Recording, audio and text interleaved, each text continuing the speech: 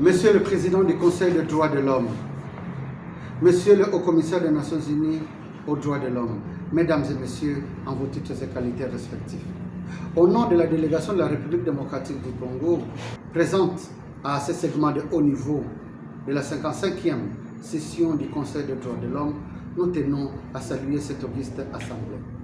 Cette importante session intervient à un moment particulier car la République démocratique du Congo a connu à la fin de l'année dernière des élections à tous les niveaux et se trouve de plein pied dans un nouveau quinquennat qui se veut être celui de la consolidation des acquis consécutifs aux grandes avancées qui ont caractérisé les premiers mandats du chef de l'État Félix Antoine Tshisekedi Tshilombo dans le secteur de la promotion et la protection des droits de l'homme. En effet, comme il l'a dit lors de son allocution prononcée ici même à Genève au mois de février écoulé, lors du segment de haut niveau de la 52e session du Conseil des droits de l'homme, des efforts significatifs ont été entrepris pour honorer nos engagements internationaux en matière de droits de l'homme. Les respecter, les promouvoir, les protéger et les mettre en œuvre sur toute l'étendue du territoire.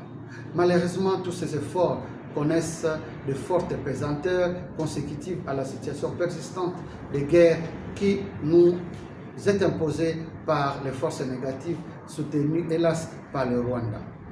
Cette réalité a été réitérée au cours du mini-sommet sur la situation sécuritaire dans l'Est de la République démocratique du Congo, ouvert en date du vendredi 16 février courant.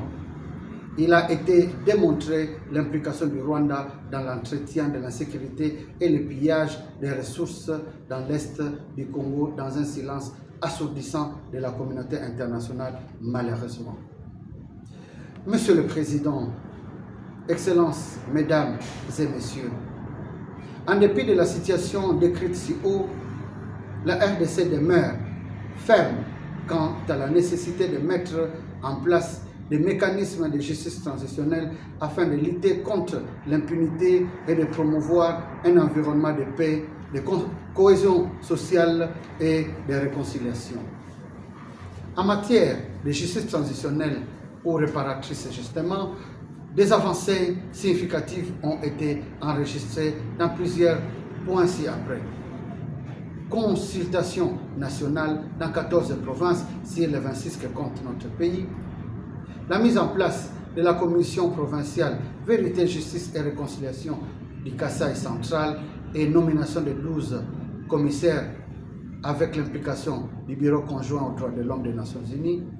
Le vote et la promulgation de la loi numéro 22/065 du 26 décembre 2022 relative aux réparations des victimes et le décret portant création d'un établissement public dénommé FONAREV, accompagné par la Commission interministérielle d'aide aux victimes et d'appui aux réformes, CIAVAR en sigle. Le vote et la promulgation de la loi sur la traite des personnes. Le vote et la promulgation de la loi portant protection et promotion des peuples autochtones pygmées. Le vote et la promulgation de la loi portant protection des défenseurs des droits de l'homme. Le vote et la promulgation de la loi portant protection des personnes vivant avec handicap. La redynamisation de l'entité de liaison des droits de l'homme en République démocratique du Congo, cadre de concertation et de collaboration interinstitutionnelle.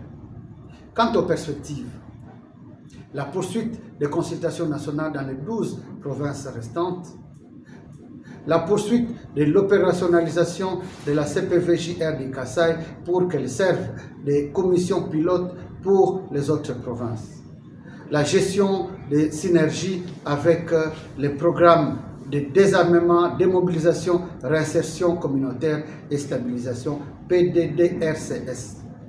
Nous vous remercions.